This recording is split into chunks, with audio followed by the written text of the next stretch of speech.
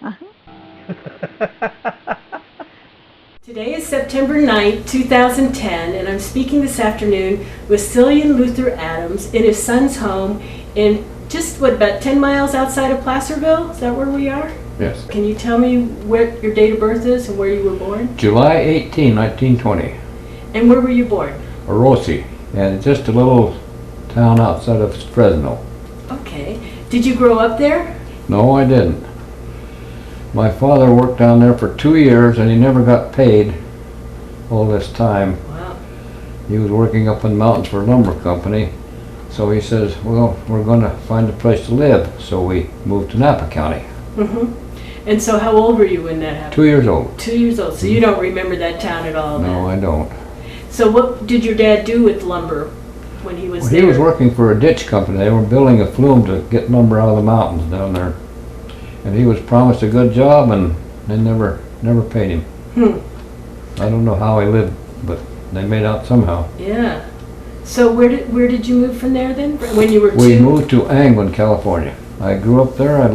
We lived there until I was 17 years old. My first memories are growing up when the Depression started. And the thing that stands out in my mind mostly is we had cows, we had chickens, we had garden, and we had extra produce. We would sell it to the neighbors because some of them were just desperately poor. I remember kids coming to school without shoes and gunny sack clothes and things like that. Those stand out in my mind.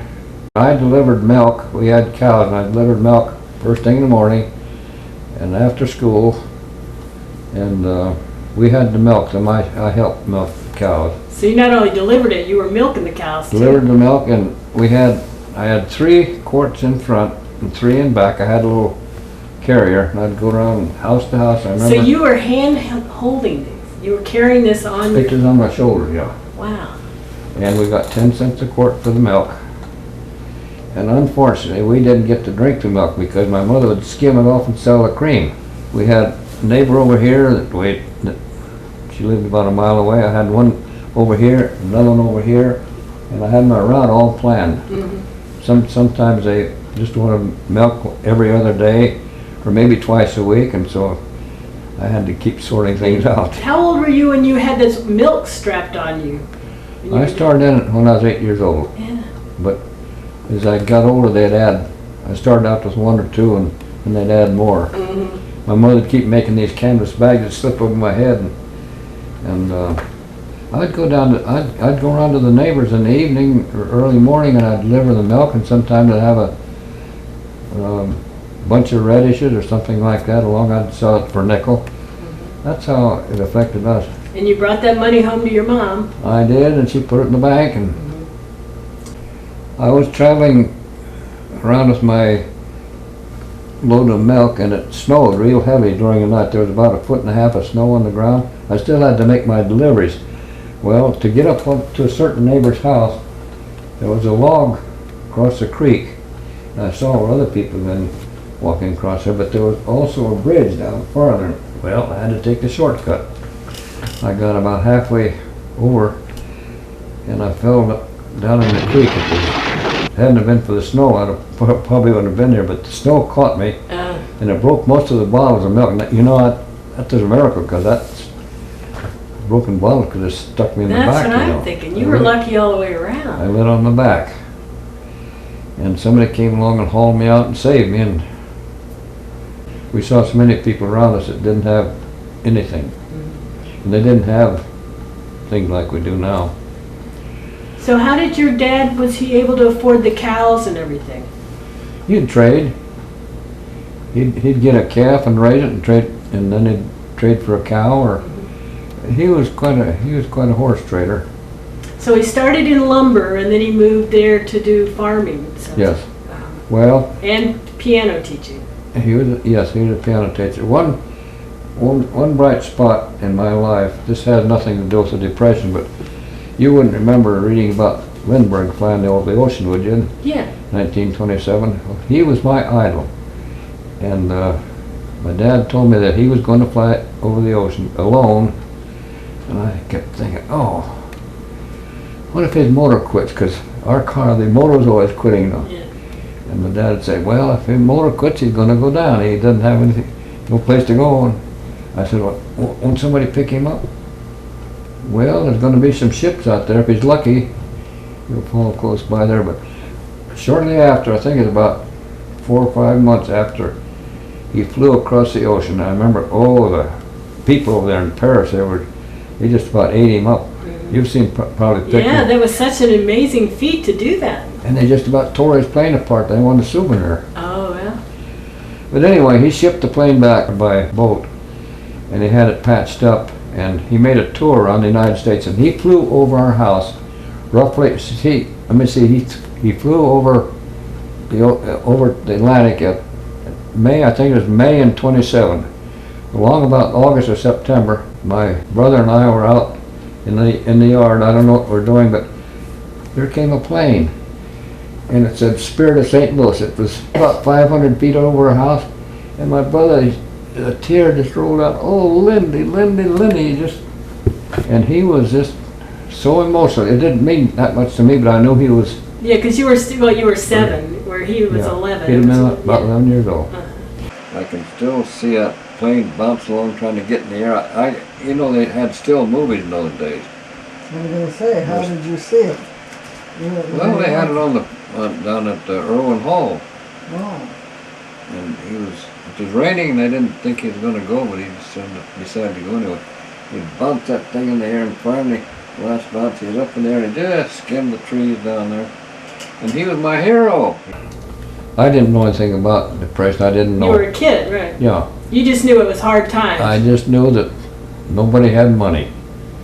I remember my dad worked as a finished carpenter for 50 cents an hour. For some people that lived down the Bay Area, they came up to their weekend home, and he would get work wherever he could. Mm-hmm. And my mother, she would take housekeeping jobs and earn a few shekels. I remember one summer when I was 10 years old, the neighbor wanted me to clean up her yard. I was cutting dry grass, and I made $100 at 10 cents an hour. And I put that in the bank, and fortunately, my mother says, can I borrow this? I said, sure, that's what it's for. And of course, I never saw it again. You're helping out the family. And there were 3 of us. I had an older brother and 2 sisters, younger than me. No, and how much older was your brother? My brother was 4 years older than me. And what was his name? His name was Alva Frederick Adams. So 4 years older, you were kind of the little brother. Were you all close, or there's kind of a big age? I was Mr. In-Between. Yeah, right. My sister that was next to me was 4 years old. Her name was Daphne. She was younger. Uh-huh. And then there was another girl. Her name was Letha, and she was born 4 years after that. Let's talk a little bit formally about your dad. What was his full name? Fred Lewis Adams. I don't know how to say this, but he was my idol, I guess, except when I got in trouble, then we had a little tree up on the hill. We'd go up and visit that's where the switches were. That was the visit you didn't want to take, huh? So he was a concerned dad about your behavior then? Very much concerned. Mm-hmm. And he was also a music teacher. He taught piano lessons, and after he would work a full day at carpenter work, he would take his satchel, hike off, and give music lessons. Because we had a car, but he couldn't get it started, and if he did get it started, there wouldn't be money for gas. Right. One thing outstanding about the Depression is, I'd say about 1932, we would get gas by the 55-gallon barrel. It was delivered to our place, and I remember the man came around after this barrel was empty, and he says, sorry, Mr. Adams, he says, you haven't paid for your last. He says, you don't get any more until that's paid for. Wow.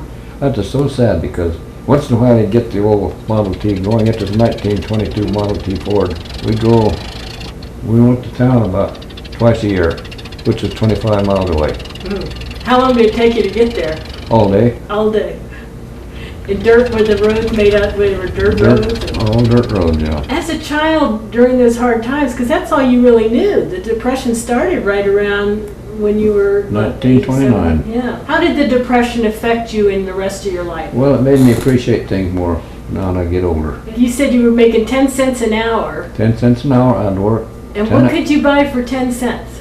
what can I buy for 10 cents? I can tell you exactly. I could get a bar of chocolate for 2 cents down at the store, and the storekeeper used to say, "I'll sure be glad when you can buy a nickel's worth." And we'd get once in a while we'd splurge and get a bottle of soda for 5 cents and bring the bottle back. I'll tell you one thing, we were taught to work. We all had to work hard. Can you share some of the times you got in trouble where you had to have that go up that hill where the switches were? My folks had a lady come in. She was a spinster, and from the moment she stepped in that house, I hated her. She was a babysitter. She was taking care of us, and it seemed like I could never do anything right. So my sister was about 4 years old. She was just really able to toddle around, and this lady took her ironing outside. I wanted to get even with her some way, so what would it be if I just plowed up the garden? I thought, what would it be if I just take some little dirt and scatter around her feet? So I picked up some clods and threw them down. Never paid attention to me. So I got my sister into the act. I said, here, I'll dig them up and you go. Well, that poor lady had dirt clear up to her left, and she's never said. She's ignoring you. She is not going to read. She never said a word. That's impressive. And that made me madder. About that time my dad came home, he took one look. Up the hill we go. I heard this was kind of a spiritual experience at the same time, right? I think it was, because I knew I had done wrong, and I guess I was willing to pay the price, but I just hated to go up there on the hill, because he had a favorite tree, and I knew it was coming. He'd pull a fresh switch off there, and of course I'd drop my pants and he'd start working me over, but before he worked me over he'd always pray.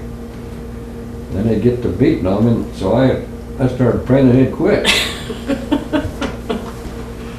It was a mutual spiritual experience. All you're praying for it to stop. One time, and I'm sure he's praying for guidance for you to become a good kid, right? Right, and one time he says, this hurts me more than it does you. I said, well, stop, bud.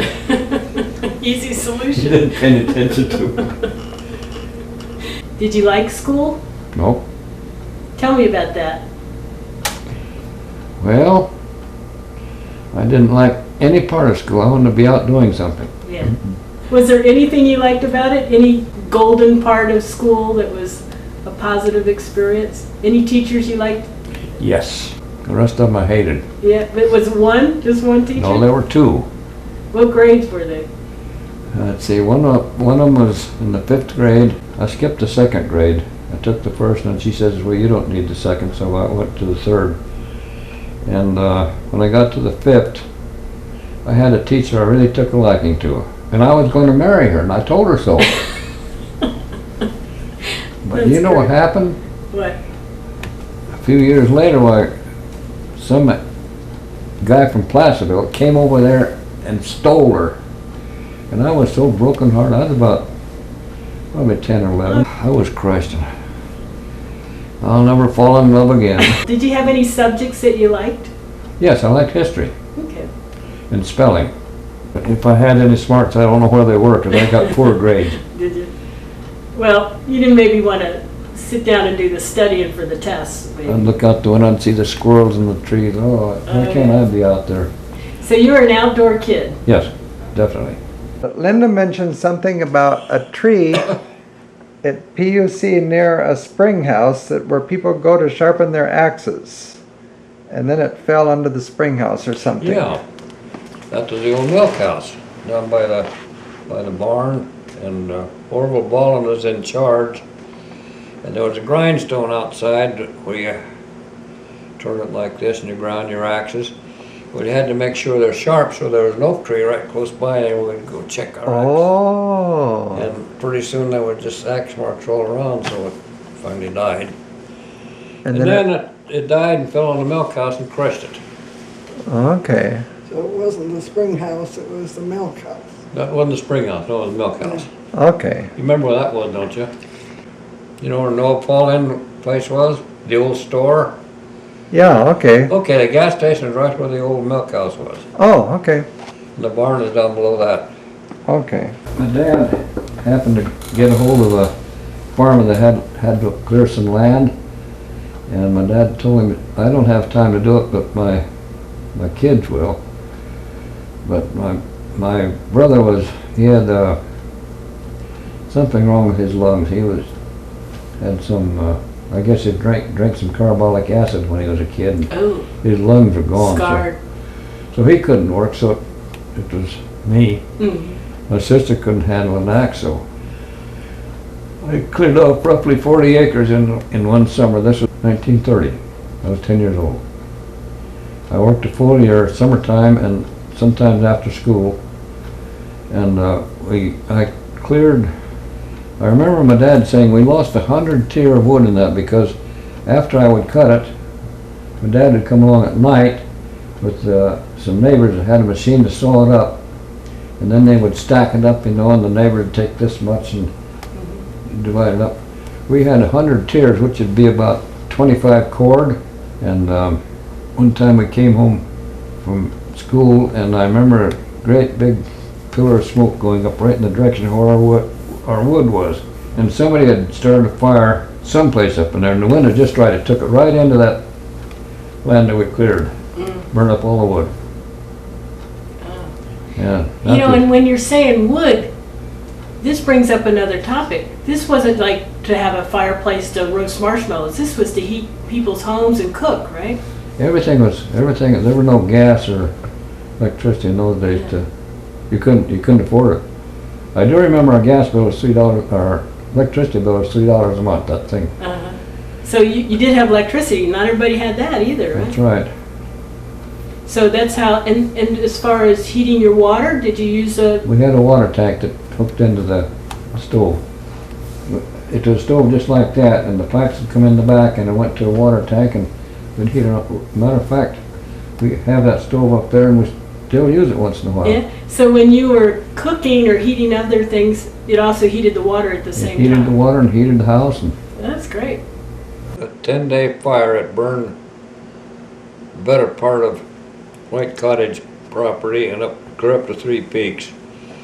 Well, we had wood stored on the Landini place, and the fire burned most of it. So after the fire was out, then I took the bicycle and went around to inspect things, and as I stepped off the bike, why, my foot went down into a burned out tree root. And this was this one right here. And see that mark? That's where the muscle, my foot went down on there, and as I pulled it out, why, the muscles came out with it. Ouch. So I wrapped a handkerchief around it, went home and bandaged it up. That was it. Ooh. When I was in the middle of this wood project up there at Angwin, my uncle came from, he lived down there, Tahunga, I think it was, down in Southern California. Him and his family came up here, and he saw me working on my wood project, and he says, told my mother, do you suppose I could borrow your boy for a year, because we're moving down to Arizona, and we have a house down there about 6 miles from the border. He told my mother I could help run the household, especially cutting wood. No. So we went down there, my uncle and his 6-year-old boy. We had a 1931 Chevy, brand new. We drove all the way down there and set up housekeeping in this great big house. And right away, get out there and chop some wood. Well, the wood was brought in on a donkey on a big wood rack, and they would dump it there in the yard, and then he'd go back and get some more. But I had to chop that up into small pieces, and oh, that was terrible. It was dry. It was that mesquite wood. I can't imagine even doing that anymore, because even with a chainsaw, you dull your teeth. Yeah, and you're a little kid. Yeah, but once in a while I'd get a little break, and I'd go off. We lived in, this is an old mining town we lived in. I like to go out and explore the old mines. One time I found a tunnel way back in the hill. I went back there and I saw a great big lake back there. And also there was a little ore cart. And I got that thing out and I rode that back and forth between the dump out there and the lake. So it had a little track that you Little rode? track, yeah. And I'd push it and jump on, and pretty soon I hear my uncle calling, we're ready for some more wood, get down here. So you got to play a little bit, but then it was back to work. Yeah, and we never had any mail delivery there. I had to walk down to get the mail about 4 miles away. Of course, there's no telephone, no electricity up there at that place. Fortunately, my aunt, she came down a little bit later with a new baby, and that made 4 of them. We lived in Duquesne, which is about 7 miles from the little border town of Lochiel. In Lochiel, there was a schoolhouse and a border patrol that lived there. And that was the only inhabitants except a few ranchers around there. But I went to school with about 14 Mexican kids, plus Uncle Harold's boy, Vernon. That's about it. The border patrol son. We called him Peanut. His last name was Trask. And they lived there on the border. One time his dad came in all shot up, so they had to move away because he was injured so bad he couldn't continue his duties. Teacher was Uncle Harold. Okay, and how did you get to school? Did you ride in a car? Did you have to walk? We rode in Uncle Harold's brand new 33 Chevrolet sedan, 4-door sedan. Okay, so when you're doing all this hot, sweaty work, how did you take a bath? You didn't have indoor plumbing, right? Well, we'd take baths in tubs, and the spring was about as far from here as the creek you came across down there. And I had to carry up all the water for the baths, for the house and everything. And oh, that was a job I hated. Had 2 buckets like that and stomp up the hill. And every time when the kids would get in and take a bath, oh, I wish he would take a bath. By then there was 4 of us, 4 kids. Then my aunt and my uncle, we all lived in this big house. So who was your slave driver that made you work so hard? Uncle Harold, huh? That was at Duquesne, right? Let's see, there were 4 boys, right? Vernon, Clifford, Dale, Vestal. Vestal, and Dale. Dale was the baby, and that's the one I had to wash diapers. Clifford's the only one that's still alive. In 2012. And who's that gal I kissed there in Nogales when I was 12 years old? June Nichols. After church we had dinner up there with Uncle George Nickel. And halfway through the meal they passed around the tamales, and after I'd taken a couple of bites, George Nichols says, I didn't think you ate meat. Oh, you just started, huh? What? Well, that had meat in it, and I went out and threw up. It made me sick. And then when things calmed down a little bit, we went out to wait in Harold's car to go back to Duquesne, and we were sitting in the back seat. Wouldn't we like to kiss each other? Let's try it. We did. And June remembered that. Yeah, she did. She did. She says, you were the first boy she ever kissed. Oh, that was funny. And they were cousins, right? Mm-hmm. Kissing cousins. But I never did get to taste that meat out of that tamale.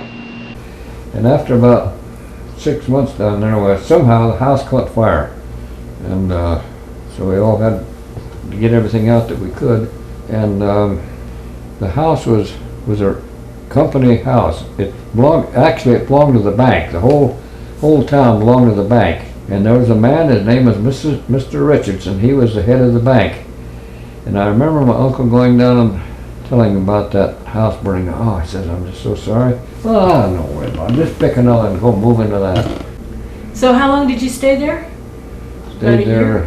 We went down there in August, and finally I wrote back to my mother. I says, oh, please come and get me. I'm getting so tired of this. So she got an old Model A Ford that they just bought, a 1928 Model A Ford, and her and my brother came down. He was 16 years old, and they came clear down to southern Arizona with my grandmother. My grandmother stayed down there, and my mother and my brother and my little sister, we all came back. One more thing. While I was down in Arizona, just as we were moving in, my uncle had taught school farther north up in Arizona someplace, and he said before we move in, we have to go up and get our furniture. So we went up there and made arrangement for this man to haul it, and he had an old Model T truck. And I remember, oh, if we ever get down, we had a great big load of furniture. And the neighbor, I guess, had told him how to get down there. We got down pretty close to the border, and there were 2 roads. and he was supposed to take the right one. Instead, he took the left one. And I said, "Hey, we're going the wrong way. Let's go." I turned the wheel over, and the whole truck went over. Oh, no. Everything, furniture, and he was smoking his pipe, and the gasoline was pouring out of the tank. He said later, I went out there and I was running around like a head with a chicken cut off. I was scared because smoking Yeah. a pipe and the gas pouring out didn't bother him. Let's talk a little bit about your mom. What was her full name? Marjorie Fern Ward, her maiden name. Mm-hmm. When my mother was growing up in Santa Ana, her father had left. Nobody knew where he was, so basically my grandma raised, I think there were 5 children, and she was the youngest. No, there was one more. She was next to the youngest, but her mother was desperate for work, so she went up to a railroad town up near Victorville, and she found a job in a restaurant. And eventually, I think she took over the restaurant, and she needed some help, so she called for my mother to come up and help her with it. They had no way to get up there except a horse and buggy, and the neighbor came along and says, "I'll take you up there." They had a horse and a buggy, and they went clear up to Victorville. I don't know how far, 100 miles or so. In a horse and buggy. Horse and buggy, and of course it was an open buggy, and at night they had to camp by the road, and my mother got up there and she got to working in this restaurant right by the railroad tracks, and it seemed like, as I recall it, my mother was a good cook. They used to say that she could come up there with nothing and have a good meal, so that's how she would get things together. My mother learned from her, so she would take a little bit of this, a little bit of that, and turn out a good meal. But she worked up there for a while, but my grandmother didn't like it because there were so many railroad men that came in there and they used the foul language. She didn't want my mother exposed to it, so she sent her back home. Now, how did your mother meet your dad, do you know? Yes, they went to school together down at San Fernando. They hardly knew each other except in school, but it seemed like they wanted to further their education, so they went back to Tennessee, and they rode on the train together. They were both going to the same school back there. They just casually, just Or friends? casual friend, yes. Uh-huh. But my mother liked to go out and pick blackberries. There were a lot of blackberries out there close by, and she would bring them home where their home was. They were living in a dormitory, as I recall. And she had trouble getting the jar lids off, and so my dad just happened along and he would help her with a jar lid, and pretty soon he was out there helping her pick berries, and from there That's lovely. That's nice. he came to help her out, and I guess she helped him out because he was a piano teacher at the age of 21. He was teaching piano besides doing carpenter work, so they got together and The rest is history. they spent something like 70 years together. Well, that's wonderful. As I recall it, she was 17 years old. And where in Tennessee was this? They went back to a school in Uldoa, Tennessee, right near the Georgia border. I don't know much about the school, except I know that they went to school there for several years, and my dad had learned enough about piano, so he started giving lessons. Matter of fact, we have a picture someplace showing here him standing by a little shack, and the sign up there says Music Studio, Fred Adams, Oh, wow. teacher. That's cool. So he got started, and then they got together, and my brother was born back there, and then they came out here to California where I was born, and they're on its history. Your mom, what was she like? She was kind of possessive, and she was old-fashioned, because her mother was old-fashioned, you know. She wore funny clothes, stocking clear up to here, and I don't know. But she loved good clothes. Every time she'd get a nickel ahead, well, she'd go down and buy a dress. My dad just hated that. A nickel, I shouldn't say a nickel, it cost more than that. Yeah. Every time she got a little money away, I can hear my dad say, "Oh, Margie, what'd you have to buy that dress for?" "Because I want it." "Well, I want lots of things too, but I don't get them." Okay, I can tell you one more thing. We would go down to town probably about twice a year, and we'd go to the feed store, and we would get 100 pounds of wheat, we'd get 100 pounds of oats, 100 pounds of barley, and sometimes we'd get 2 or 3 sacks of cow feed. The rest of it was all pasture. Our cows ate out of the pasture. But they would have this cow feed that we would give them once in a while, and we would give them a treat so they'd give more milk. So did you like working with the cows? I did. I like cows. The only thing about the cows, I had to take them out to pasture every day on top of my other things. The pasture was probably about a half a mile away, and they knew where the gate was. Do you think they'd go in? Nope, they'd go right past now. They'd run around and get them, and then go back the other way, and then pass right up. That was frustrating. My folks know, I say, now don't get those cows to running, it'll affect their milk. So how far did you go in school? I went up to the 10th grade. When I was 14, I bought this 1926 Chevrolet truck, 1-ton truck, for $75 because the neighbor felt sorry for me. I didn't have a good set of wheels that hold any wood, so he sold me that for $75. And I said, can you wait till I get the money? He said, sure, just pay me as you can. So right away I started buying up watermelons, peaches, apples, anything I could peddle, and I paid for the truck. Yeah, where did you sell them? Just to the neighbors Yeah. that had money.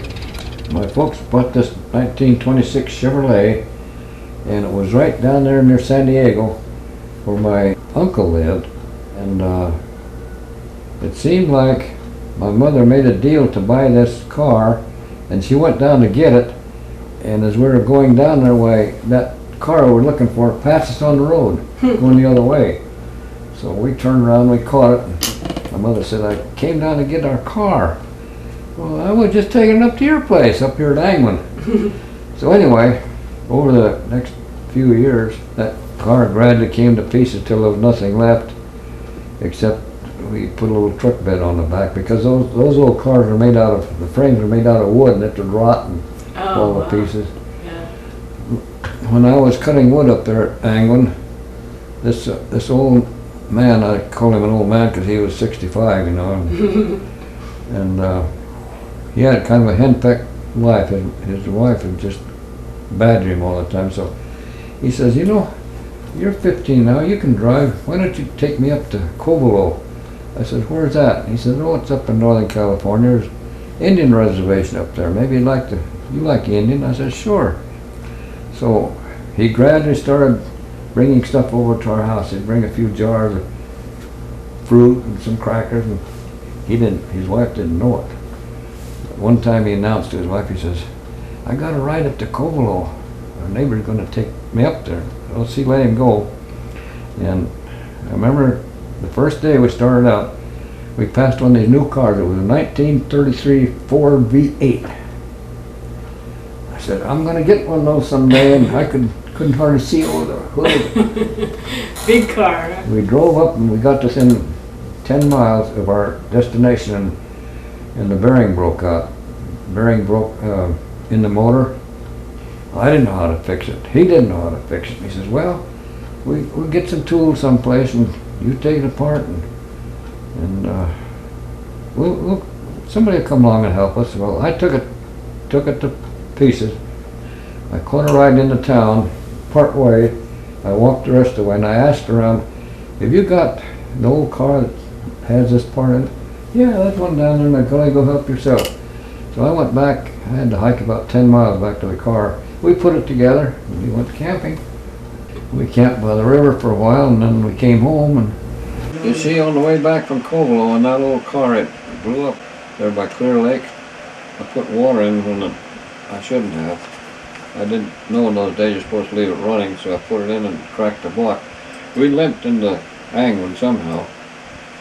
And that's when this neighbor felt sorry for me. He said, I got a truck up there I'll sell you for $75. So we took it.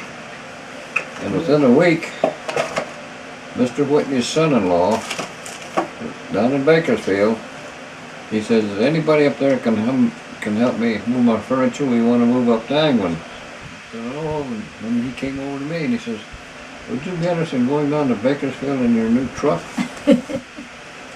Well, it didn't have a steering wheel. It had these 4 spokes that go out to it. He said, I'll help you drive. So I drove down there. Soon we got down there, they came out to meet us. Says, we're so sorry, but we found somebody who've already moved.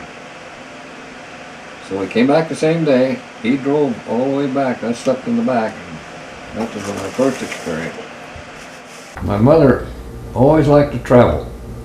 When we lived over in Angwin, I had an uncle that lived up at Oroville, and he said, if you can get up there some way, I can get you all the peaches you want for nothing. Just pick them up out of the orchard.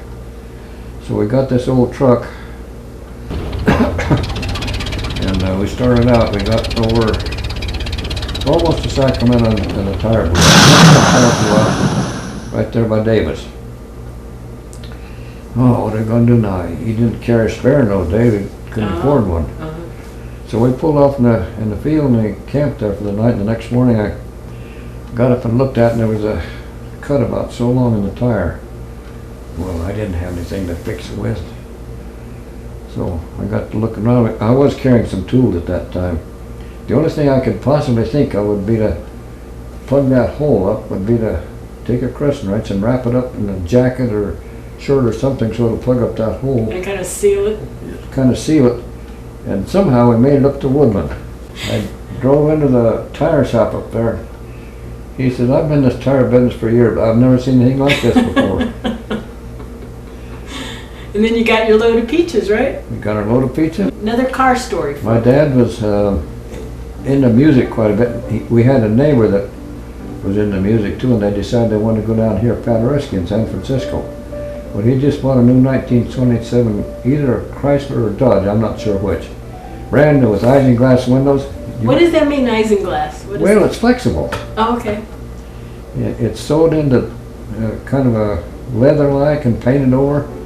And Fancy. yeah, you'd open the door and or the wind would blow and it'd go like this. You know? So anyway, we drove down to San Francisco and we had to go on the ferry, go to the gate. And I remember coming home at night. We got on the ferry and I actually had headlights, you know.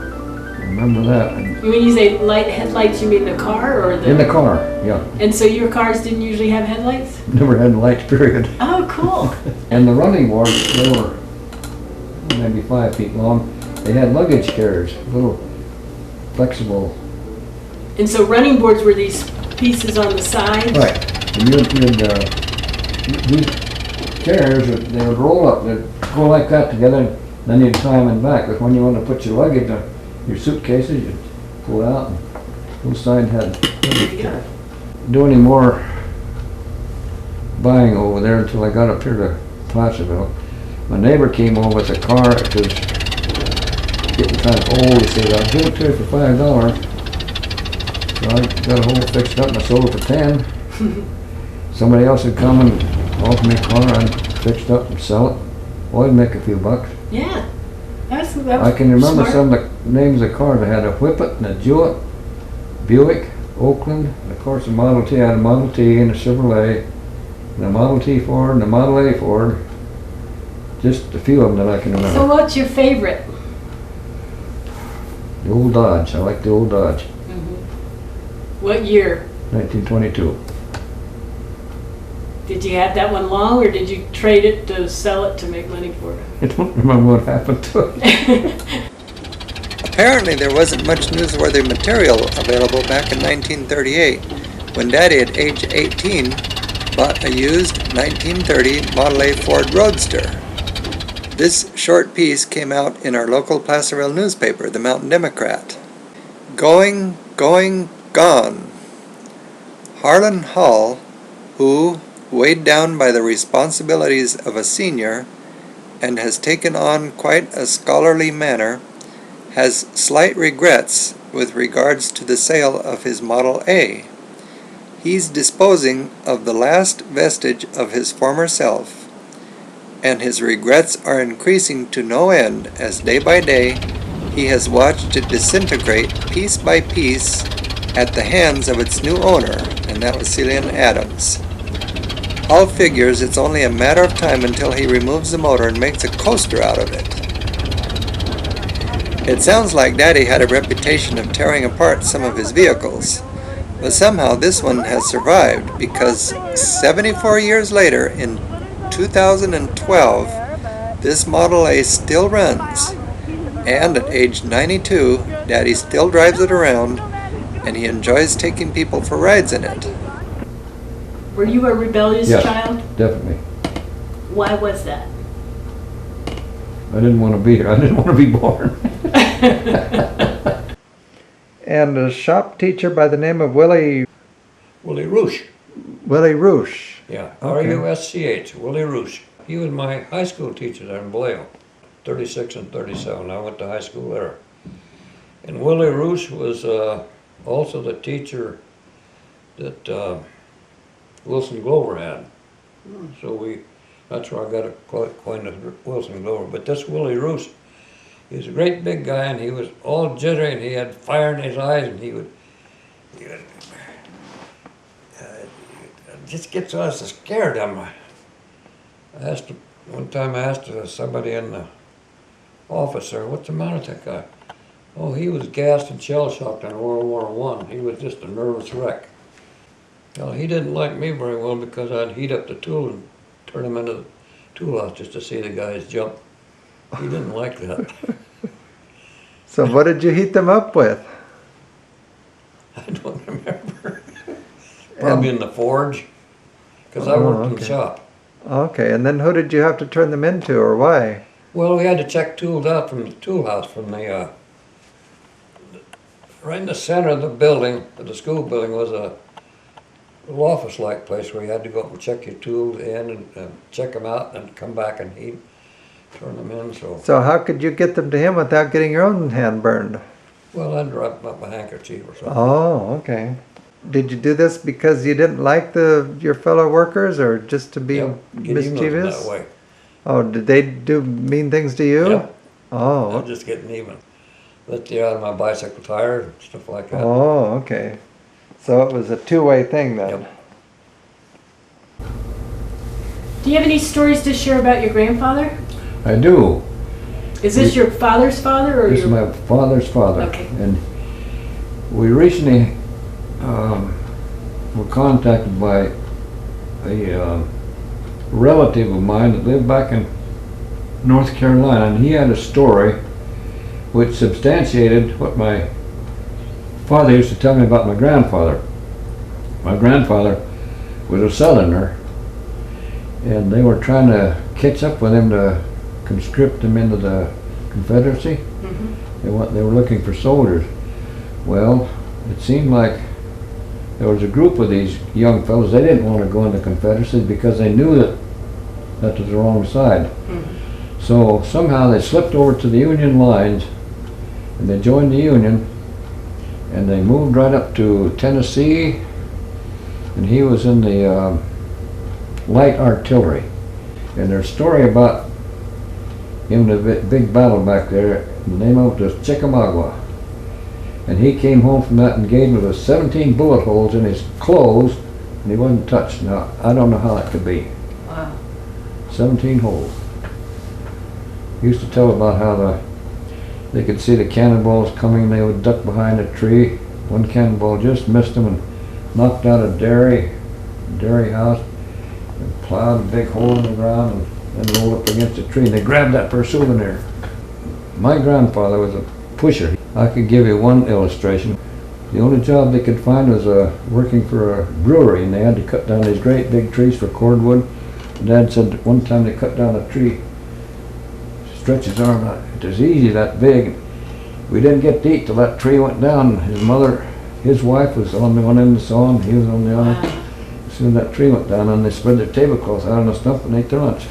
And my grandfather and my grandmother went up to Washington along about 1902. Where did they originally come from? There were two Adams boys that came over on the Mayflower. One of our ancestors wrote up a diary of what went on. They were from a Quaker family. They split up in New York. One of them stayed up there. I guess he was related to John Quincy Adams. The other went south. And the story is the one that went south never amounted to anything. So Now, which side are you from? I'm the one that went south. When I was 17, my folks decided that they wanted to leave that place because things still weren't very good. The Depression was still on in 37. So somehow she heard of this 160-acre ranch up here in Placerville.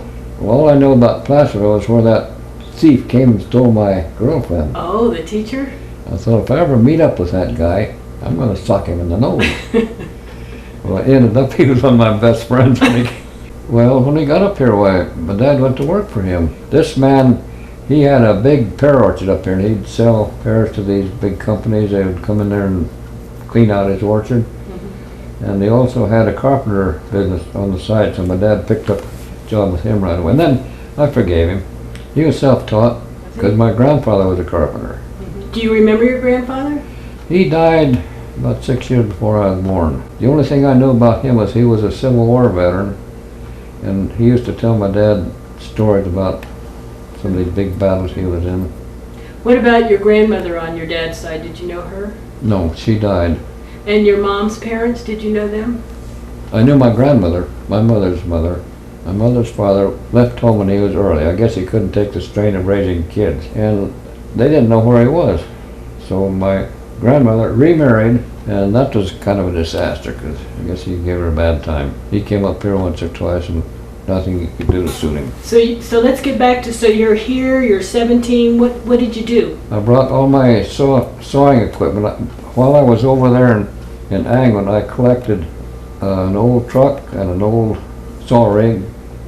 I would go around and do custom sawing for people that cut their wood for them. Well, I brought all that up here, and right away I got to cutting wood up here and selling it to the neighbors around here. And we also had chickens and cows and horses, and he never paid a nickel for this place because our house over there at Angland is one that my dad built, and they traded straight across. Wow. There was half an acre over there, it's a good house on it, for 160 up here with about 9 buildings on it. We had a great big log house, we had a spring house, we had a barn, we had a chicken pen, we had a turkey pen, then we had a couple of houses around the springs.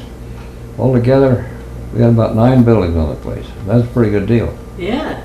Right away we went to work, we plowed with horses. I think later on my aunt felt sorry for me trying to catch the horses to plow with, so she bought me a little tractor. I got up and plowed up the ground whether it needed or not. It's just to be doing it. Right. And unfortunately I didn't take very good care of it. I started having trouble with it, and my aunt says, "If you can't do any better than that, I'm going to take that back." I says, "I'm sorry." So right away I learned that tractors need attention just like people do. So I went overboard and I got a grease gun and I'd grease up everything I could find. You were trying at least. I was trying, I didn't know. Right. And she didn't know how to tell me to do it, but Right. So you did the firewood. How long did you do that for? about 2 years. So you were clearing land while you were doing that? I was clearing land because I was into aviation. Every time I see a plane go over, I thought someday I'm going to buy me an airplane. And so I started clearing off 40 acres up there on top of the hill. No chainsaw, just axe and hand saw. And I got that all cleaned off, and then I didn't lose interest, but I got a job down in Mare Island. A friend of mine that lived down there says, "I have an opening for you down here. You can make $1 an hour working on the shipyard." So I abandoned the airport project. That was 1940. I was 20 years old. Yeah, that's exciting. I would think that would be a real turning point for you. Yes, it was. It was interesting because I got to work on submarine and subtenders, destroyers. We would work on some of these ships that come in and all shot up from the war. I went to work there in 1940. In 1941 is when the war started, December 7th. I see. Okay. And after that, why, everything was, I remember the blackouts and the rationing and things like that. I had a good job though, Yeah. working on submarines and different ships. I worked on the Wahoo, the Whale, the Nautilus, and the Swordfish. There's 4 I can remember. What kind of submarines were they, and what were they used for? They were wartime submarines. Were they real big? Yeah, they were big sub. I'd get sick and I'd go down there and look at all those tight quarters, and I'd think, oh, here I am underwater and I'm going to go under. But they were docked, right? Oh, they were docked, yeah. Okay. And we built the subtender. The name was Fulton, Fulton. And I was there when they launched that. It was really something because this woman came up and she took a bottle of champagne and smashed it on the nose. And at that moment it started going out and it gained speed as it went down the greased ways. And when it hit that water, it started to go under and then it bobbed up again, and it was quite a sight to see. Wow. The Jap They held the upper hand there for a while. They were beating us all to pieces. We went into the war with antique equipment, and everybody said, we have nothing to fight with. You got junk, and that proved to be true because a lot of the boys went to war with the old P-40s, and the Japs' aeroplane would just fly circles around them. They had to learn how to fly so they could beat the Japs. So everybody got, oh, we got to hurry up here and make some airplanes really quick. We got to beat the Japs. And then everybody went to work on making airplanes. I worked out of the shop. I worked out on new construction and wherever I was needed. Well, explain a little bit to your great-great-grandkids about blackouts and rationing. Well, if I wanted to get some gas in my car, I had to come up with an A stamp. That was good for 5 gallons. We would get R stamps for the ranch. You weren't supposed to use the gas on the road, but I don't know anybody that ever did. Now, why did they have to ration things? Because there was a shortage. You had to get stamps to buy tires and shoes and sugar, and you had to have stamps for each article you bought. Was this because of the war? They were trying... Because of the war, yes. And living there in Vallejo, I can remember the barrage balloons that were around so the Japs wouldn't come in and bomb us. What are those? They were these great big balloons that would go up in the air about 1,000 feet, and there was cables holding... Oh, so it's to keep airplanes from coming Yeah. in? Ah. They figured if the Japs want to come over and bomb us, well, they're going to have to get in between these cables. And what about blackouts? What were those? We weren't affected too much. See, on the Mare Island, they worked 24 hours. I mean, they couldn't shut the lights down on the ship because they just figured, well, if there's any Japs up there, we'll nail them first. The blackouts didn't affect us so much, but down the Bay Area, it affected my wife more because you had to block off your house. You had to, all the curtains, and if you had to go out someplace in your car, you had these little blackout lights. You could see ahead of me, but you couldn't see up. See? Huh. Interesting. So you're going to share more on the story about how you broke your leg. My dad always told me when he had a motorcycle, how he said, I like to ride a bicycle, but when the motorcycle came along, he said I had to have one. He says, all you have to do to go is just twist your wrist like that, you're throttling you.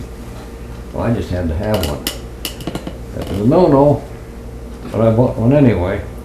I remember leaning against the barn, there was an old motorcycle with a dent in the gas tank. Can you tell us about that? That was put in there by my knee. And how and when did that happen? What kind of motorcycle was it? Harley Davidson JD, 1927. I bought that against my folks' wishes. That's why it happened, they claimed. How old were you? I was 19. Okay, and how did it get dented?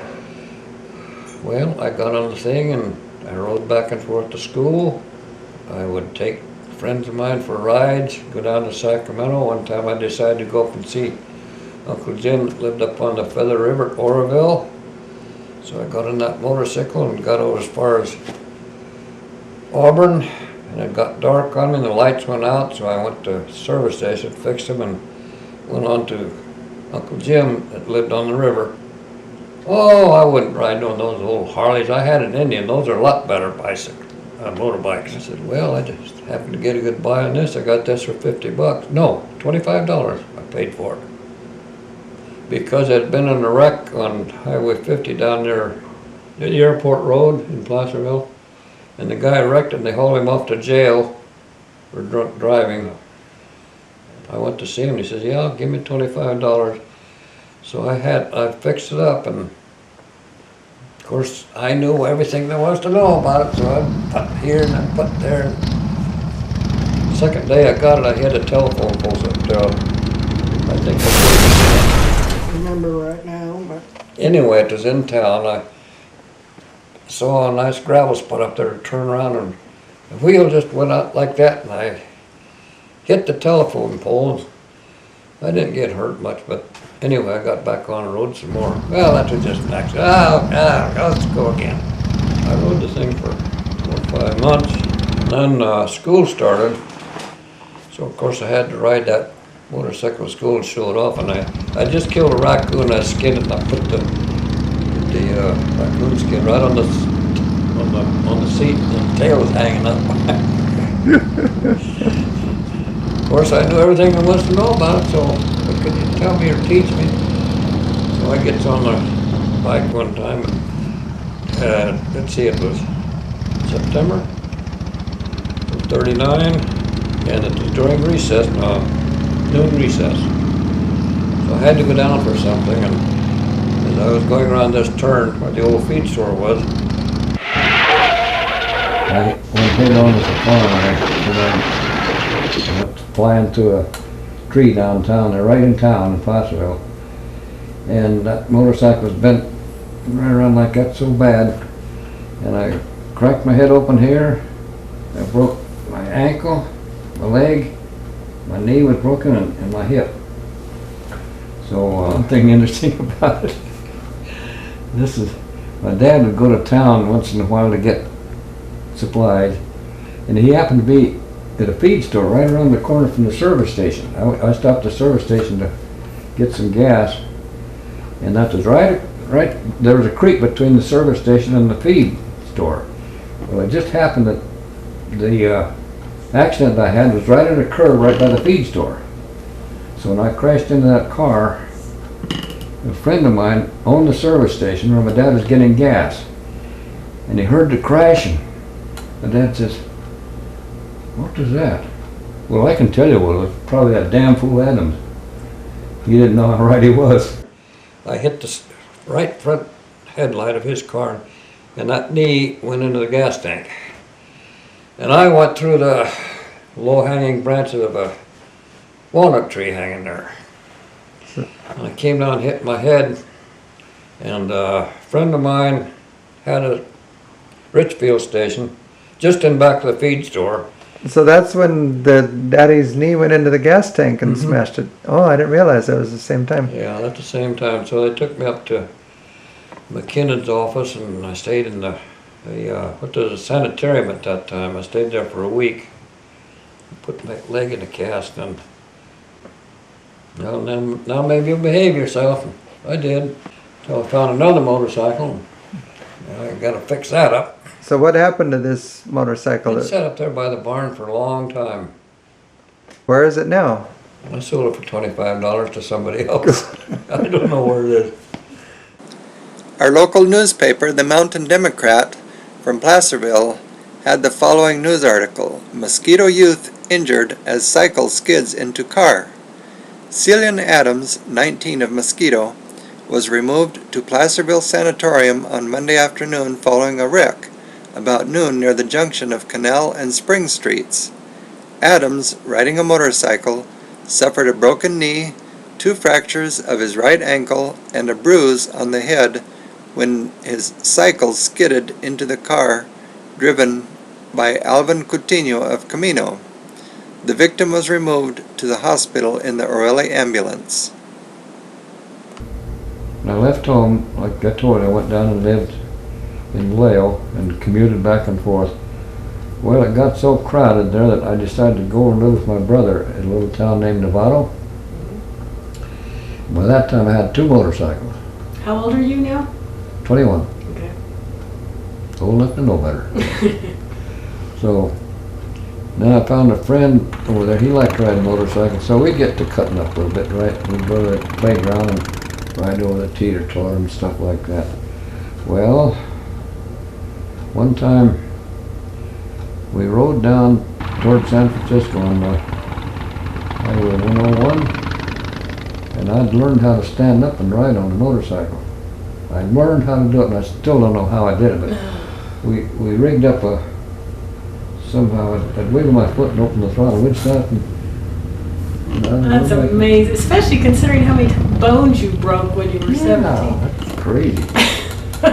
Well, we didn't get caught at that, but another time, this friend lived with me. We had a little trailer down there. He worked one shift. He'd come home from work and I'd go.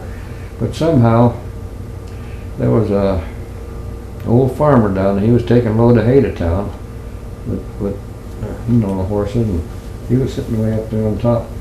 And my buddy came up alongside him and a little bit. Well, the horse got scared and he fell off and hurt himself pretty bad, I guess. Well, they thought I did it, and I didn't know anything about it. But I woke up one morning, Here was a sheriff, town constable, highway patrol. I was surrounded. Get your hands up. I came out. What do I do now? Never mind. We're going down to see the judge. Well, I've been to see him before for a few little things. He saw me. You know. When they know you on a first name basis, that's not a good sign, right? Like I would just lay for the highway patrol would hide behind these big signs, you know. They used to have these great big signs on the road. And I just about knew where they were hiding, so when I'd go by there, I'd give them the gas, and he would come out after me. I'd take some side roads, and I'd duck into my brother's garage, and they'd go, where's that? That sounds like a movie. You one of these days. One of these days we're going to nail it. Well, they had They it. got you. So they hauled me in handcuffs before the judge, and he was an old German. He saw me coming. He read the charges, and I can still remember what he said. The probation does no good. This time it gives jail. Way I go to jail. For how long? 2 weeks. Ooh. I just remembered that they brought a witness in, the man that got knocked off his load of hay. He identified me. He said, that's the one that scared my horses and made me fall off the hay. So that sealed it. So what was it like spending time in jail? It was fun. Was it? Yeah. It was another adventure. You just like new stuff. And I used to think of jail as, ooh, horrible people. Well, they were just like me. You know? So much for learning your lesson. Yeah. Most of them were in there for drunken driving or Yeah. just petty stuff, you know. I got thrown in a drunk tank for a couple of days and nights, and that wasn't too good because there was nothing in there. There weren't any drunks in there? No, there's nobody in there. I had it to myself. He asked me who I'd been. I said, I've been in jail. What'd you do? And I said, well, I got thrown in there for misbehaving. Well, why didn't you call me? I'd have gotten you out. I said, I didn't want out. I wanted to stay over here. This was fun. I didn't have to work. Because my brother and Velda, they would bring me a little gambling money. We'd play penny ante and stuff like that to keep us busy. Really fun. Well, I behaved myself, so they let me out early. I got 4 days off. But I walked out with the jail clothes on. Did you? They handed me my clothes and I just kept them on. But just a short while later, the judge sent me a letter. He says, you are guilty of this, you are guilty of this. I want you to show up such and such a time. I didn't show up because I had an appointment with the Army. That takes precedence, right? I went there and I never paid my fine or anything. I never Okay, went so back. let's talk about this appointment with the Army. You got drafted? Yeah, I was drafted. Mm-hmm. And what year was this? 41? Is that when it was? 42. 42. Mhm. So, what was this like? There's a war going on. What was your feeling about this? Well, it was different. Yeah. They hauled me down to San Francisco, the induction center, and we got quite a lecture. You don't know what's ahead of you. You boys you're supposed to behave yourself and don't go off on a big binge and come in here drunk when you check in. You have a 2-week vacation before you check in. Well, I made the most of it. I wasn't into drinking, stuff like that, but I had a lady friend I wanted to go see before I went in the Army, and she lived up in Washington. Well, I got up there and found out she had another boyfriend. So on the way back, my motorcycle broke down up in Idaho. I had to take it into the shop, and by the time I got it fixed and got home, I was late. I was AWOL. Ooh. I went to the draft board and said, what am I going to do? Well, we're going to put you on the bus and send you down to induction center. In a way, that breakdown was you might say a gift from heaven, something like that, because the groups I was supposed to go in with, they shipped out right away to Europe, and they were infantry. I made the Air Corps. Oh, Good. wow. I like That's a airplane. big difference. Yeah. So I'd have been a dog face in the trench over there, probably. Yeah. I went to school down there in Texas, and I got a certificate. I was a Well, here's another point, though. The Air Corps guys, They got put in the Air Corps because they had some brains to them too, didn't they? Well, when we took our exam, they wondered what I did in the past. I told them I worked on old cars, worked on motorcycles, and I didn't know where they're going to put me.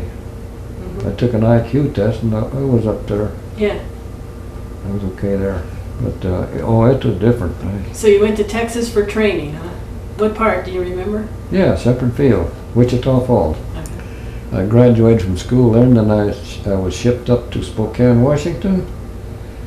And that was kind of a holding center. And then we went down to Ephrata, Washington. And that's where I was put on the assignment working on B-17 bombers, overhauling bombers. I was never shipped overseas. Okay. So your mechanical ability got you a... Well, it got me up in the air with some of these bombers that flew over. And I remember one instance we were up near the Canadian border and one of the engines caught fire. Oh boy, this is it. But we managed to get the thing out, and we had fire extinguishers and got it out. But imagine 4 engines, one of them on fire and way out there someplace. Yeah. We got it out. So was that your first time you ever flew? No, it wasn't the first time. I'd taken some lessons when I was 17 years old. I used to take a few lessons from a friend of mine had a plane. He charged me $5 an hour. That was a lot of money in those days. 5 days work. Yeah. What was that like for you the first time you got in a plane? Oh, I loved it. I bet. I liked it. But then after I was in the Air Corps, I made a few trips around the country in a bomber. I know one thing, that we had a group that just came back from Japan that had been fighting over there. One of the pilots says, I want you to come along. He said, we're going to need a little help up here. And he had one of these little fast planes. Oh, I'd like to die. He'd skim right down over people and scare me. That was enough adventure for you. It's nice to know you finally found something that was a little too much. So you were in the military how long then? Let's see, we went in August of 1942, and then after going through training and working on planes up in Washington, when November came around the following year, let's see, I was in a year and a quarter, about 15 months. All of a sudden I get a discharge. But the war was still going on or not? War was still going on, yeah. That was just before the June 6th when the European continent was invaded. So you got a discharge, and do you know why? Yeah, I got a military. It was a disability because of the broken bones in here. It showed up in one of their tests. It showed up where there'd been fractions. Says you're gonna be trouble with arthritis later on. So they turned me loose. I guess So- they didn't want me hanging around Were anymore. you glad about that? I had mixed feelings. I liked to work, but all of a sudden I get a discharge and I thought, well, I might as well go home then. Yeah, yeah. Find something else to do. So what did you do? That's when I came back and started crowding around here on a motorcycle. So I joined the San Francisco Motorcycle Club, and they used to go out on these races, and I'd get in there and race once in a while, but I never did like it very well. Okay. I rode the track there in Napa and one at St. Helena. They had these open fields where they'd have weekend races. They used to have a turkey run, and I can't remember all the events I went to, but anyway, once in a while I'd ride just to see if I could. So why didn't you like them? I don't know, didn't like to get hurt. Oh, so did you have some crashes? No, not on the races. Okay. But that knee was still bothering me. Oh, okay. I don't think I belong here. So would you go skidding the back wheel around the corners as Oh, you were yeah. going around? Yeah, Oh, okay. power slides. Did you ever win any of the races or get close? Second, third? I'm always last. Always last? Or near the last? Next to last. So- Wasn't my thing, How many times did you do it? A dozen times? probably. Okay. Over the course of a year or less? More? Let's see, that was near 40 until 42, 2 years. So you're about 20, 22 years old. Okay. I picked up a little piece of ground up there on this place. I picked out a nice little piece and thought, I'm gonna clean this off and someday I'm gonna get married and build a house. We had nothing. I was getting $25 a month from the Army. I'd go down and collect that at the end of the month. But all we had was a trailer. We parked under an oak tree, and we were trying to decide what to do. And I said, well, let's build something here. So we built a shack, and then we kept adding on. And where I got the lumber, my mother-in-law felt sorry for me, and she bought an old barber shop in a town about 20 miles away. Well, how was I going to get the lumber over here? All I had was that little Model A Roadster, which I still have, and I borrowed a trailer from somebody with wooden spokes. I'd put a load of wood on there and bring it up here, and gradually I got that barber shop hauled up here, and then I didn't have enough lumber to start building, so she bought me another house for $75, and I wrecked that and brought it up here. Most of my anxiety in transporting that lumber, I was afraid the cops were going to get me because I had long pieces sticking out from the trailer and from the car. I knew I was not legal because, well, I had to get the lumber up there, so I'd take the back road as much as I could. Cops never did catch me. And then I started building. I built a barn. First of all, we built a house to live in, and I built the barn. I built a chicken house. I built a woodshed. I built a garage. I built a service rooms where we did the laundry and things like that. We just gradually expanded. When you were building your cabin, what comment did your dad make about your building skills out here at the ranch?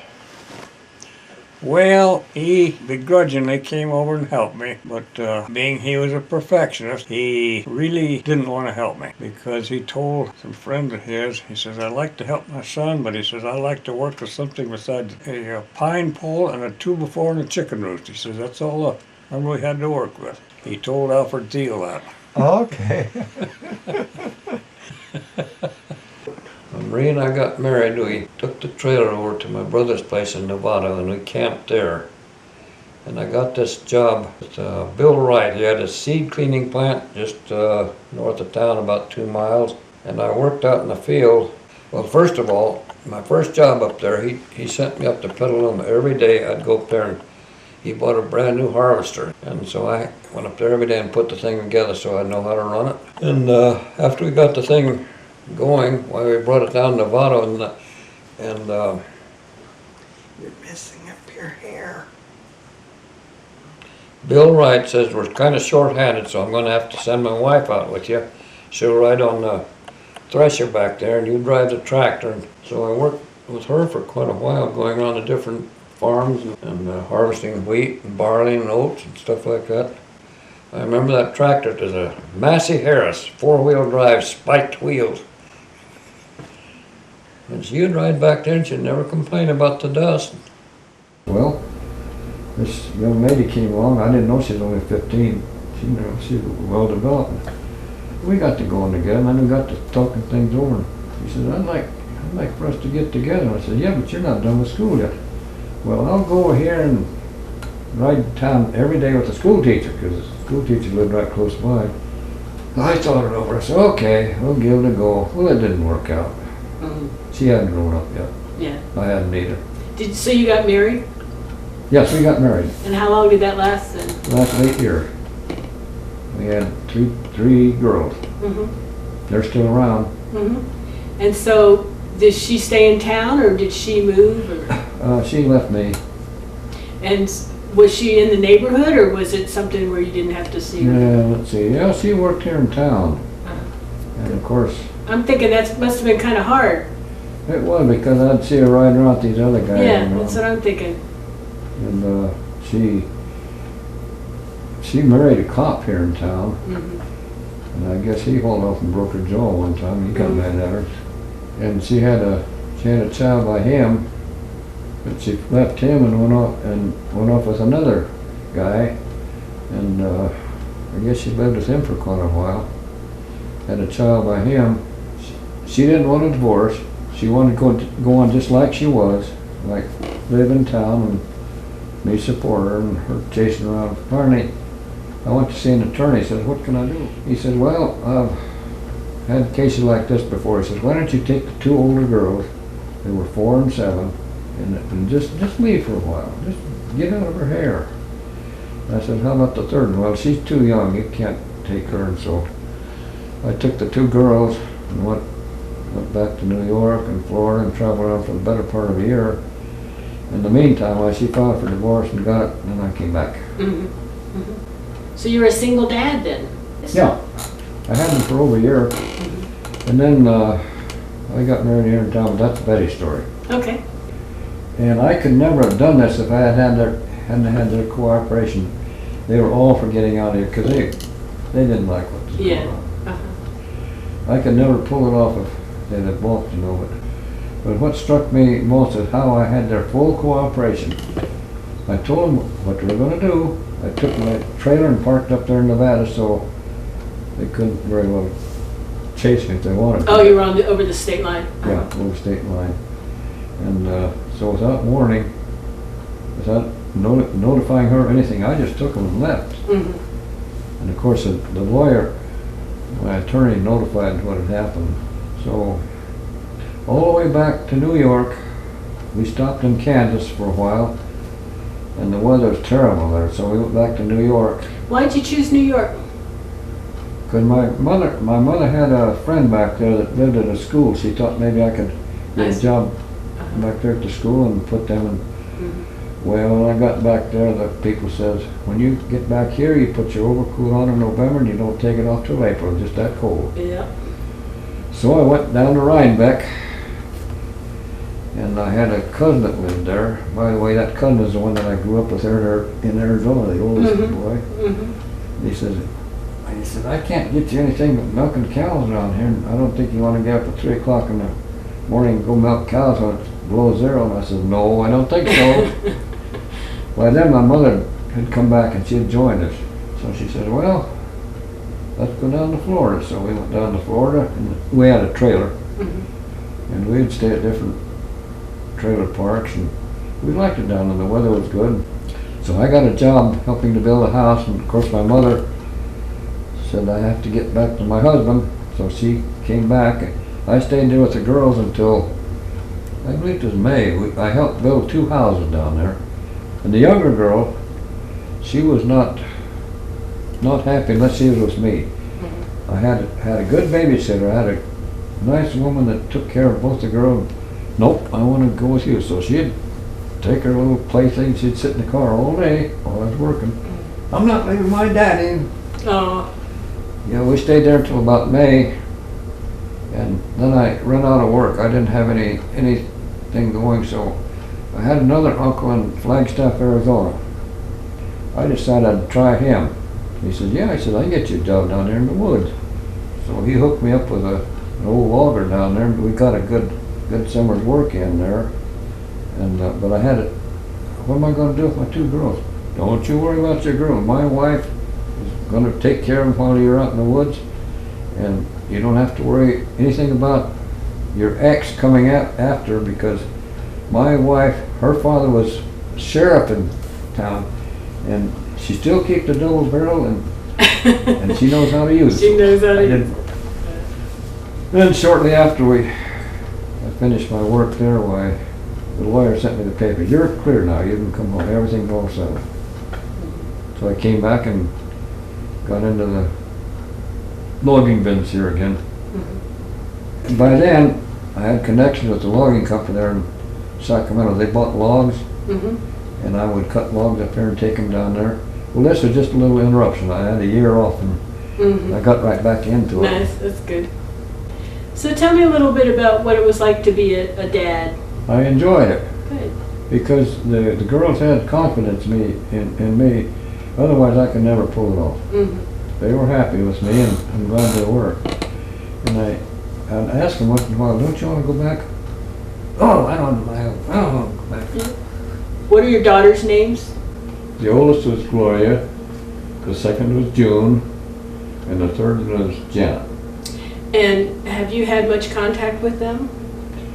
The Janet, she left a long time ago, and Yeah, because she stayed with her mom, right? So she stayed with her mom. Yeah, so you didn't really get to see her much? But I hear you got to see her on your 90th birthday, is that right? She came right here. That must have been wonderful. And she sent me she brought a nice card and says something about your long lost daughter. Because we never had much contact, very little. because she lived in a different world. Yeah. But your other two, you were able to see. You kept, Yes, They yes. stayed. They were part of the family that you saw all the time. Then. When I left here with the two girls in November of 1952, the girls were so happy to get away from the environment they were in that once we got out of this area, they wanted to change their names. They wanted new names. They wanted a new place to live. So what did they change their names to? Eileen and Ellen, the oldest one, Eileen. My mother was with us. She was going to help me get settled back there, and that's when they wanted to change their names. Oh, Daddy. He did everything he could to keep us happy and occupy us, our time. When we were traveling, sometimes they'd get a little bit out of hand and they would get rambunctious and cutting up. I can still see the dolls hanging up there. They were probably a half an inch long and they had individual little crocheted dresses on. I would say, if you pull on the doll a little bit, the windshield wipers would come on. He would pull the doll and they'd start or they would stop. All I had to do, if there's a vacuum windshield wiper, all I had to do was just back off on the throttle, but they didn't see that. I said, pull on the... So you had a doll like hanging up above. There was one of their favorite dolls hang up by the rear view mirror. So we got to the point where one would watch the windshield wipers and the other one would watch his foot because we knew there had to be we never could catch him. Never could figure out what he was doing. That entertained us a lot. And somewhere along the line he came back and Uncle Willie helped him get the Harley. That is another segment I'll never forget because they got that Harley in the Mercury. They took the front wheel off of it. Humanly, I don't know how they did it. But they had it set in crossways in the car, and Dad sat on a wooden box, and one of us sat up on the motorcycle, and the other one sat behind him for his back, and that's how I don't have. It seemed like thousands of miles. I have no idea how far we went, but we would take turns. We would get so tired because you couldn't see out the top, and whoever was sitting the other way was looking out the back window. I remember that very distinctly. So I have here a little reference to a story that you must have told them about catching birds. Sometimes they'd get kind of rambunctious in our little house up there, and what are we going to do with them? Well, I hit on something that might work. So when they got acting funny, He would send us out to try to catch the birds with the salt shaker. And we were both gullible enough. We would try to, because he told us if we could get salt on their tail, we could catch them. We would take turns crawling around out there. We'd get so close, and the minute we'd raise the shaker, away they'd go. And so, I think a bird just hit you. Yeah, must have heard you. Just came for Dive the bomb salt. me. Came for the salt. Came for the salt, you got. So anyway, that would keep us entertained for hours. And the other time, he doesn't remember that, but he took us out. You know where the little tiny garage is there that they rebuilt there by the house? Yes. Well, when we were little, I remember that as being a very big garage, but it wasn't. Me and my sister fought a lot. I always lost because she played dirty and I didn't know how to be mean back, so we'd been at it. Daddy took us out there and put boxing gloves on us and told us we had to fight. Then we didn't want it. And he says, if you don't, you're going to get spanked. Well, boy, that was the hardest thing it was ever to hit each other. So. Reverse psychology. Oh, yeah. And I believe in reverse psychology. It worked very well with Troy. all the old cars that I had wooden spokes. I had a Dodge, Chevy, Ford, they all had wooden spokes. And they would get dry during the summertime and they would get to creaking. So the way to fix them, we just drive the car into the creek and keep moving and soak up the spokes. So you get in your car now and go someplace, you never think about going down the creek and wetting the spokes first. Not at all. But that had to be done, otherwise the spokes would break sometime. So what were the tires like? They were little tiny skinny tires, almost like a bicycle. How often did you have flat tires? Too often. Yeah, that's what I'm thinking. It was probably Very often. They had the old all the tires had tubes. Hmm, Now they're all tubeless. yeah. So every time a tire would go flat, we'd have to take it off and patch it right there by the road and pump it up by hand. It was a lot of work looking back on it. Out here at the old ranch house, he bought a roadster and was driving around in that and going to Deerview and Pino Grande and taking produce out there. Tell us a little bit about that. Okay, that was in the year of 1946, and I had approximately 10 acres of produce up there that I grew and irrigated from the Summerfield ditch. And that surplus I would load into the roadster, and I'd go up to Pino Grande and on up to Wentworth Springs. And all along the road I'd look up these campsites where people are camped. I'd go down and offer some eggs, corn, beans, fresh produce till I sold out, and then I'd come back and give some more. Okay. And tell us what you remember about Deerview, and did you spend the night there? Yes, I did. There was an old man that lived across the river by the name of Len Emmel. He was 800 years old because all the stories he told, he'd never repeat them twice, but we figured out he was 800 years old. We got a job taking a caretaker up at Deerview, and I used to go up and see him up there. And one time he says, why don't you come up and stay the night? So I did. I stayed the night and helped him around the place, pick apples and pears. And what did you see inside the lodge? I saw a room just like this. There was a solid wall, like about as big as this place, the hunting lodge. Uh-huh. And from there over, this was open, and there was a fireplace right in the middle, so you had to go around it to get to the other room.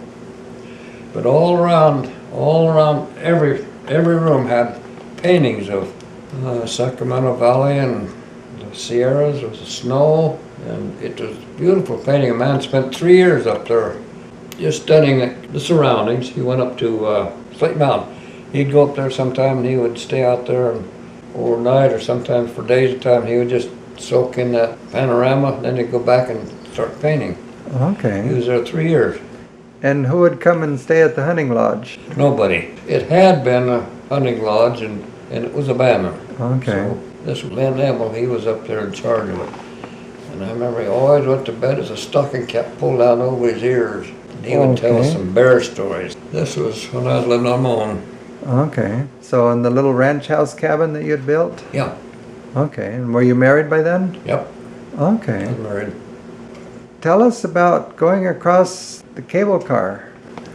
Oh, do you remember when we used to go up there and get water? Up there at Camino, on that cable road? Well, we used to go up there and get water. Well, one time Grandma says, why don't we go down and look at the cable? Because the cable crossing was just a few miles from there. She says, I've always wanted to go on that. I said, I'm not going. Well, I'm going to go and take me down there. So the cars were going back and forth all the time, but I think it took something like 3 minutes to get across. She said, oh, I just have to go. Well, okay, I'll go with you. So we get on this cable car, it was going across the wire, going to Pino Grande, so it was empty. We got on it, and I hung on for dear life, and Grandma just sat there, oh, this is nice, swaying back and forth.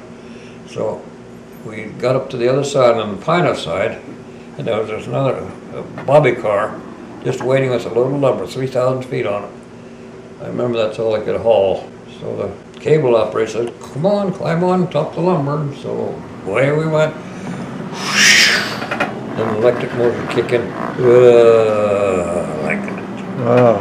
Meantime, the thing was swaying a little bit. And she got such a thrill out of it. She said, I want to go again. Well, I never did go back.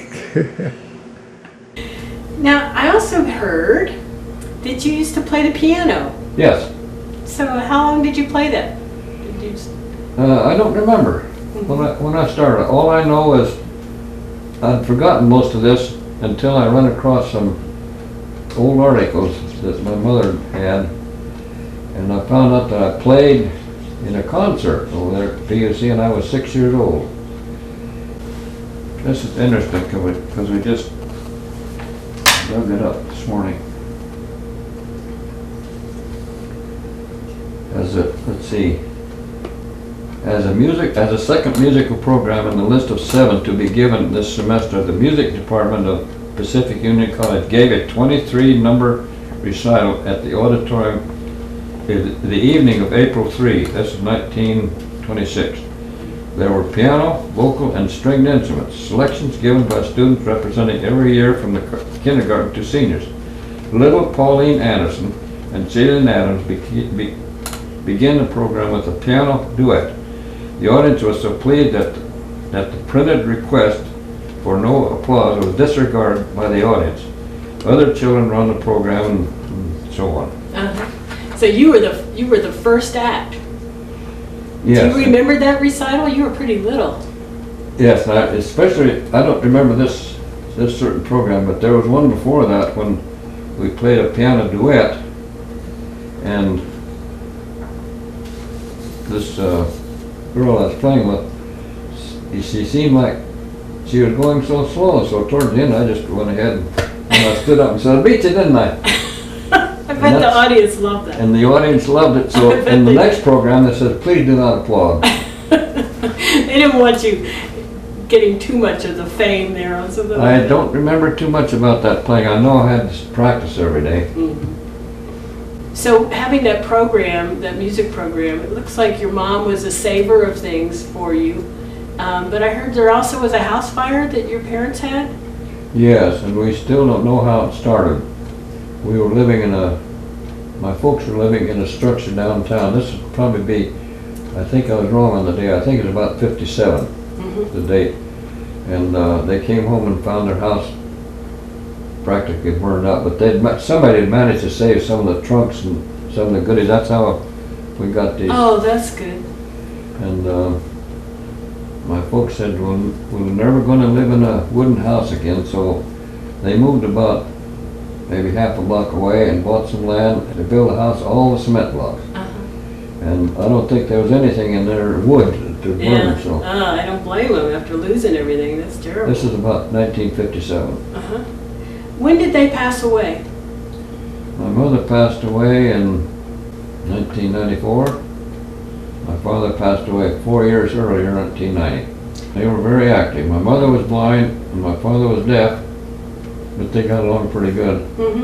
And almost up to the day she died, she would get out there in the garden. She couldn't see, but she knew where the plants were, and she would tend to them. And she would call him a dad, and he couldn't hear, and he would call to her. They had to learn how to adjust with each other, didn't they? How did you get your name? Because that's kind of an unusual name. My mother had a friend, the name is Celian, and she liked him so well that she named me after him. Celian, after Celian Adams, and Luther after Luther Warren. And why did your mother like Celian? I don't know. And Luther? He was a family friend. Yeah, she wanted me to be like him. And he was a preacher? She also wanted me to be a doctor. Didn't pan out, did it? Daddy has a letter that Luther Warren wrote to him. Yes, I do. In my stuff. Oh, we need to dig that out. Celian Adams had 2 daughters. One was Sophie, and she married C. Warren Becker, who was an organist. He was the organist at PUC when I was there. Then he went to Andrews and was organist at Andrews until he retired. Then they came to this area of California, and I don't know exactly how I got their address, but I sent Sophie Andros Becker a picture of her dad when he was a boy that Grandma had. Her sister was married to a Falkenberg. I'm not sure which Falkenberg it was, but anyway, her son was Robert Falkenberg, who was the General Conference president. Celian Adams would have been his grandfather. And how did Grandma know Celian Adams? She babysat him, she said, in Southern California. And she liked the name Celian. And then later you got the nickname. When did you get the nickname of Buck? Well, I got that because my folks gave me a buck saw and an axe for my second birthday, I think it was. And so that name stuck. You have a buck saw, you're going to buck the wood. So they started calling me Buck. Very appropriate, considering all the stuff you've been involved with timber and so forth. Right. And then there's also a reference, something about Knott's Berry Farm. Yes. My mother was a neighbor of Walter Knott down there in Anaheim, I think it was. And they were neighbors. And Walter Knott had a berry stand out in front of his house, and he would call on my mother to come over and tend to the store while he was gone away. Huh. He had to go out on business, and my mother would take care of the store, selling boysenberries. That's where we got the name boysenberries, because Walter Knott is the one that developed those from other plants. I didn't realize that. So she has a little bit of the history there, because now it's that huge amusement park and everything, and it started with that store that she used to work in. It's interesting. And you have a poem, I think, you wanted to share. Is that right? Yes, it's one that we dug up this morning. Did it used to belong to your mother or your I grandmother? think this belonged to my grandmother. Okay. This isn't very long. Shall I Oh read yeah, it? read it. The three monkeys. Three monkeys were once dining in the coconut tree, were discussing some things they had heard true to be. What do you think? Now listen, you two. Here, monkeys, is something that cannot be true. The humans descended from our pure race. Why? It's simply shocking. It's a terrible disgrace. Who ever heard of a monkey deserting his wife? Leave a baby to starve and ruin its life. Have you ever known of a mother monk to leave her darling with strangers to bunk? Their babies are handled from one to another and scarce ever know the love of a mother. I've never known a monkey so selfish to be as to build a big fence around a coconut tree. So other monkeys can't get a wee taste, but let me tell you, all the coconuts, they go to waste. Why? If I put a fence around this coconut tree, starvation would force you to steal from me. And here's another thing a monkey won't do. Seek a bootlegger's shanty and get on a stew. Carouse and get on a whoopee, disgracing his life. Then reel madly home to beat up his wife. They call us all pleasure and make a big fuss. They have descended from something, but not from us. That's a great poem. Thank Let's you. talk a sec, Celia, on how you handle things personally. If somebody makes you mad, or really is annoying, how do you handle that? What do you do to do? I just turn on my back and just walk away and just hope I never see the guy again. Mm-hmm. So stay out of the confrontation and just ignore. Just try to put it behind me. Yeah. I did get mad a few times in some of my dealing with I can tell you one incident. There was a guy sitting right in front of me in the 7th grade, and he was full-blooded German. I never liked the Germans anyway, but he was sitting there and he had teased me. He'd turn around and ha ha ha, and he'd take a pencil or a pen, something, mess up my paper. He'd throw my books down on the floor. One time he turned on, he said, "I dare you to hit me." I just hauled up and hit him so hard and the blood just spattered all over the place. Well, you got the invitation, right? He never bothered me again. Yeah. But the teacher came and hauled me into the principal's office and took him off to the hospital to get patched up because I hit him so hard. But he never bothered. He'd let the air out of my tire on the bicycle and things like that. Yeah, he was a bully. Yeah, he'd throw rocks at me when I was going to school, but I took care of him. Yeah, unfortunately, sometimes that's the only way some people get the message. My dad always told me never pick a fight, but if somebody wants to fight, I get him first, and so I did. I got him. Good. I can still feel that crunch of I broke his nose. Wow. How do you handle stress? If something's stressful, you know, everybody gets stressed in their lives. How do you handle that? What works for you?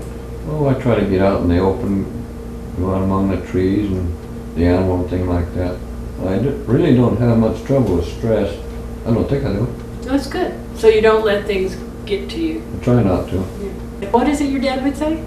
He would say the difficult we do now, the impossible will take a little longer.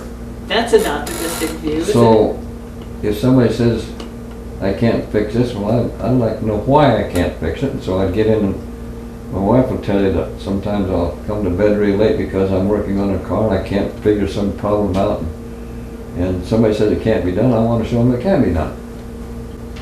And in what ways do you feel you've been blessed in your life? Well, I've been blessed with a good family. And I don't think we've ever gone hungry. We didn't get everything we wanted when we were growing up, but we made out all right. The thing that I can't get used to is the prices we have now. I used to get a quart of milk for a dime. Now, what is it, $1 or something like that? Yeah. Loaf of bread, a nickel, and things like that. I can't get used to paying $1 for a loaf of bread or more. And gasoline is 12 cents a gallon, which brings me up to one more thing. When we didn't have any money, we used what they call the Oklahoma credit card. We'd take a sack of hose and go around the used car lots and siphon the gas because the cars weren't being used. The Oklahoma credit card. That was one part of my life I don't like to remember, but sometimes gas was 12 cents a gallon. We just didn't have the money sometimes. I figured, well, these cars are sitting out there. We didn't go around to the neighbors. We'd just go to a used car lot. You know. They'd be sitting there and no gas in them. Nobody's going to use them, so. I'm sure you internalized the values from your parents. And what values are important to you? They taught me to work. They showed me how to save money. And most of all, try not to lean on everybody else. Get out and do something for yourself. Not to depend on other people. And always treat the other guy like you want to be treated. In other words, they tried to instill in me the golden rule. Yeah. Looking back, why, I think it helped me keep out of too much trouble. But now, modern days, we have a different motto. It's do you before you do us.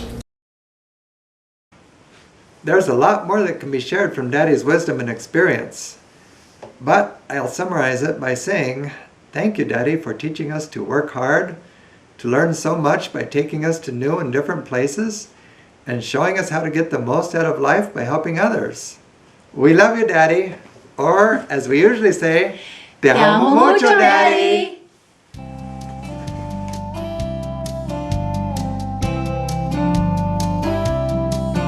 Last night we brought the children by to visit their grandpa, and it's plain to see they're truly part of him. While we were there, their grandma took out some old photographs. Man, he sure looked a lot like me back then. I'm seeing my father in me. I guess that's how it's meant to be. And I find I'm more and more like him each day. I notice I walk the way he walks. I notice I talk the way he talks. I'm starting to see my father in me.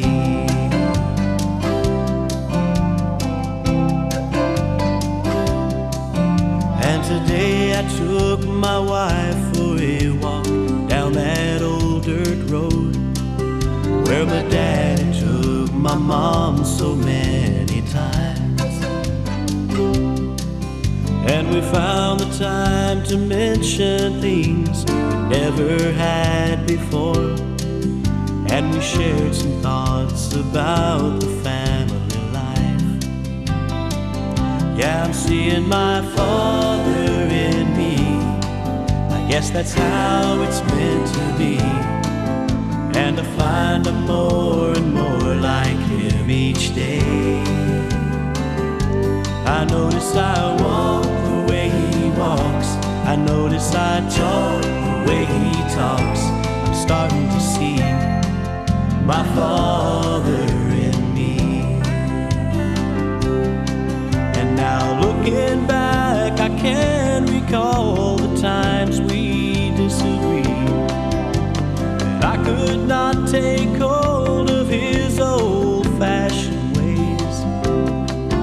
And the more I tried to prove him wrong, the more I proved him right. Now I know why he still stood by me when I went through that stage. I'm seeing my Father in me. Yes, that's how it's meant to be. And I find I'm more and more like him each day. I notice I walk the way he walks. I notice I talk the way he talks. I'm starting to see my Father in me. And I'm happy to see my Father in me. Seeing my Father in me. Yes, that's how it's meant to be. And I find I'm more and more like him each day. I notice I walk the way he walks. I notice I talk the way he talks. I'm starting to see my Father in me. And I'm happy to see my Father in me.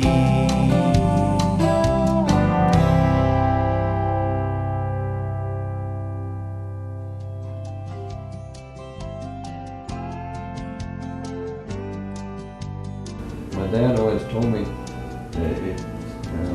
just a minute now, my dad would say, I'm mixed up.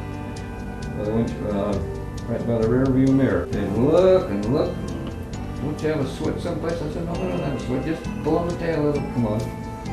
Auto and You're messing up your hair.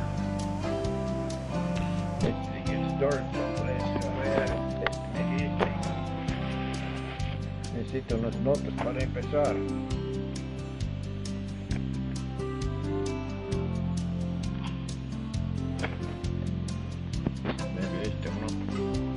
Tienen que be coming in cuando está diciendo we love you. Pensé que no. Sí. Okay.